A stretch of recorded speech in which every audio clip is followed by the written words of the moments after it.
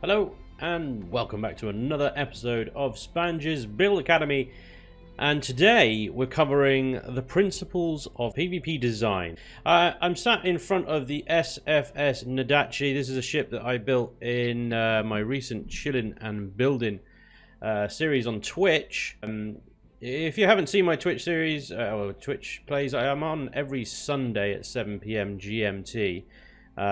Some days a bit earlier maybe if I need to, but usually 7 o'clock GMT in the evening. And we build things like this on Twitch, and this is the SFS Nadachi, and this is a PvP battleship. I'll link to it down below in the video description so you can download that on the workshop and check it out for yourselves. And what I'm going to do in today's episode is I'm just going to go through the principles that guided my design of this ship, and hopefully will guide your designs of ships and HVs, even SVs, CVs in PvP. If you're planning on going into the dark world of PvP of Empyrion, then it's worth knowing a few things about how it all works. The first principle I think you should know about is basically turret targeting rules. Okay, when you're configuring your turrets on your ship or HV, you'll notice that they have basically a selection of various things that you can tell them to target, and they're all lit up here. Thankfully for 8.2 you can now do this by group rather than having to go individually, although you can still do it individually, but let's just concentrate on group. What's worth doing is taking particular note of the things that turrets can target. Okay, so not so much at the top here. Obviously you probably want to remove predator because you don't want to be wasting ammo on things that can no longer hurt you. Alien and other faction are generally required if you want to be able to destroy drones and stuff, and of course then if you are engaging in PvP you certainly want to have other faction checked. But in the second group of targetables here, you'll notice you've got warp drive turret, mounted weapon thrusters and generators. Warp drive, fairly self-explanatory if you want to take their warp drive out. Yeah, turrets are turrets. Mounted weapons are these things. Hang on, let me just get to it. I went a bit too quickly. These are mounted weapons. So these are pulse lasers that are built into these faux turrets on the Nadachi here. Likewise underneath, I've got some rocket launchers underneath. These are mounted weapons. Okay, these are the turrets. Okay, so if you want to target particularly turrets over mounted weapons, then obviously you would remove mounted weapons and leave turrets active. So typically what I would do is I'd remove predator, I'd remove warp drive because yeah, and I'd remove thrusters as well, because most ships and stuff will have so many thrusters you'll be there for 3 years trying to take out all the thrusters. It's if the ship or whatever you're fighting is shooting back, you probably want to prioritize the things that are shooting, i.e. the turrets. However, there are some quicker ways to end a fight.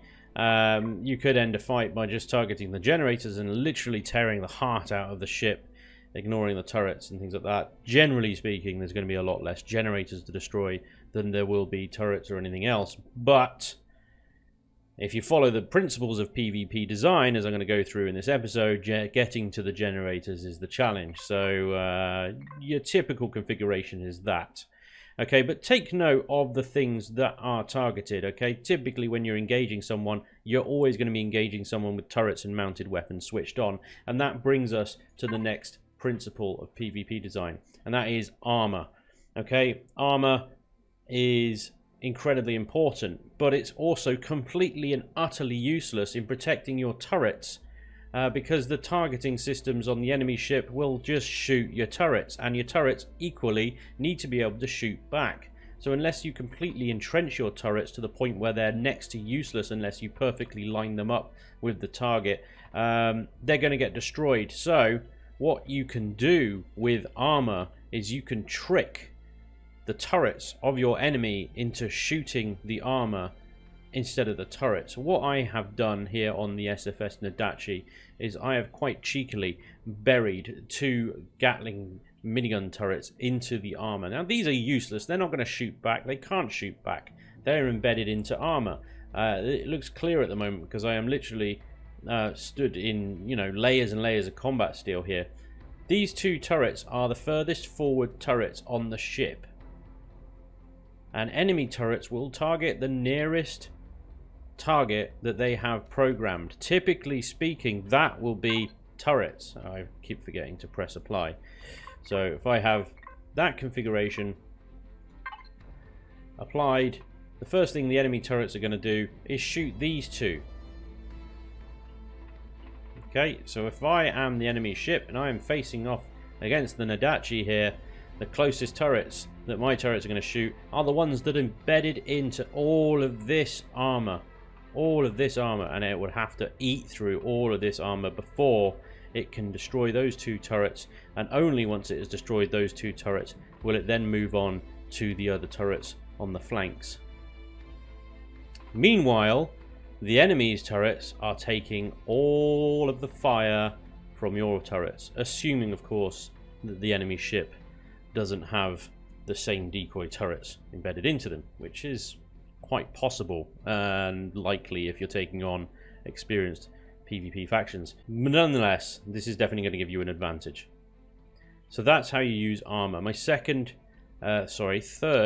principle is lag shot armor. Okay, so again, sticking with the armor, but we're talking about lag shots now. Now, what are lag shots? Quite simply, lag shots are shells, missiles, laser pulses, plasma charges, anything that can come from an enemy turret heading towards your ship, and the game lags, the shell lags, something lags, and the shell ends up inside the armor like this. And as you can see on the screen now, I have a pretty clear path in front of me all the way through all of this armor. There's nothing stopping me. You got to treat it visually. There's nothing stopping me until I get to this point here, and then there's something that I'm going to collide with and explode with. If I was a missile that had lagged into this armor at this point here, I would carry on all the way along here, and I would probably impact here and explode. Okay. Now, if I landed glitched in a little bit lower, I would go all the way through here and I'd explode here. Now, these blocks here, the pyramids that I've used here, the slope blocks that I've used here, the more pyramids that I've used here, so on and so on, are lag shot armor. Okay, they break up this clear path of blocks. Okay, because solid cubular blocks linked together perfectly, that essentially once you're inside one of them, you're inside all of them, and you can move freely around in this space without any interruption. As soon as you come across a bit of wall, again, like these pyramids, well, then you've got the mechanic of, oh, I've collided with something, so I need to explode. Okay, so that is lag shots in a nutshell. They lag into the ship due to unfortunate performance issues with the Unity engine and the game. The shell will glitch through the armor, and it will just carry on travel until it hits something you know, that you can see, that it can see, basically. So that's why I've got all these various blocks embedded here, embedded in here, all the way down here, protecting the thrusters, the generators, the RCSs, and all sorts. And that lag shot carries around the sides, it carries around the bottom and the top as well. Okay, so if you are building a PvP vessel of any kind, you probably want the second layer and the third, fourth, fifth layer, and even beyond that, if you are planning more layers than that, to be lag shot armor, just to make sure.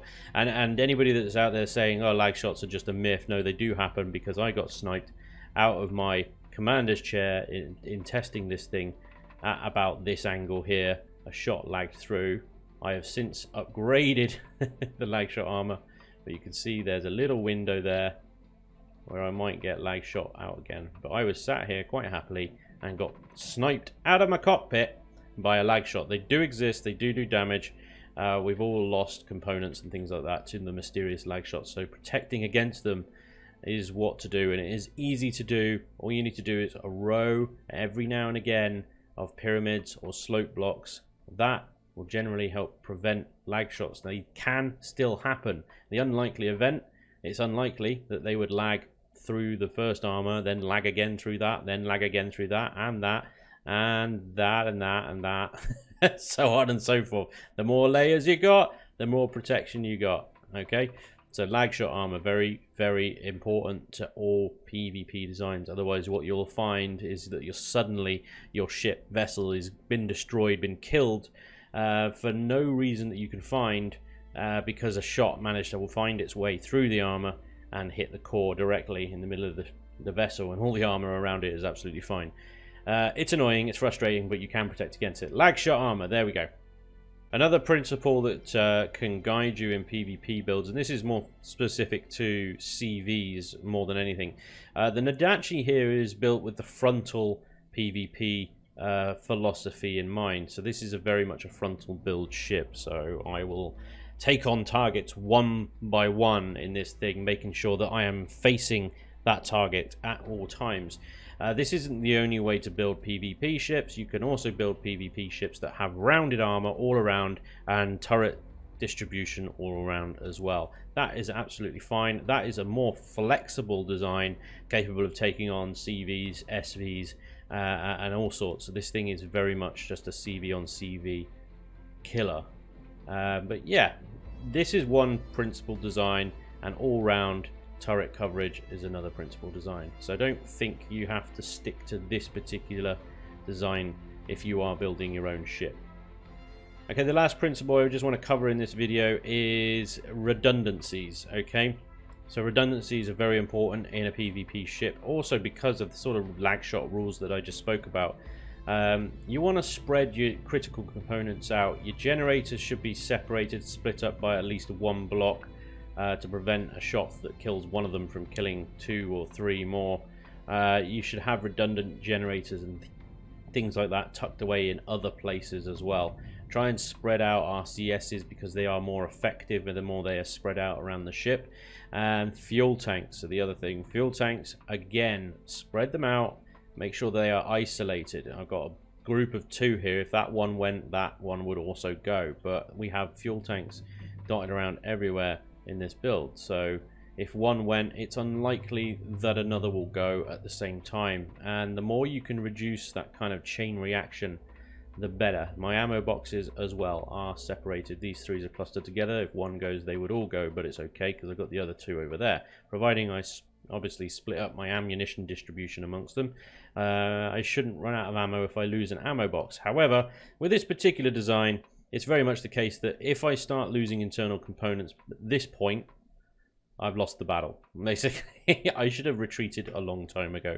So that brings me on to my final principle of PvP. Know when to retreat.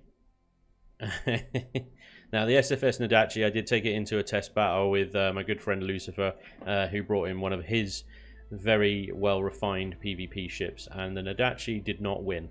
Okay, it did a hell of a lot of damage. It nearly killed his CV, but it didn't. The point is, it didn't. Lucy's ship won. He keeps that ship very secret. It's a close guarded secret, as a lot of PvPers do. I am happy to share my builds and the lessons that I learn quite happily. Others, not so much. The Nadachi is a good start, but it is not indestructible, and it is certainly not the best PvP design or build that you will come across. This is the first PvP thoroughbred ship that I have ever built. It has no doubt got weaknesses. It is no doubt flawed in some ways. Do not rely on it as an all-winning, instant win button. Know when to retreat. Generally, that'll be when you're down to your last 2 or 3 turrets. At that point, if the enemy ship is also is firing back with way more guns than you, it's time to retreat.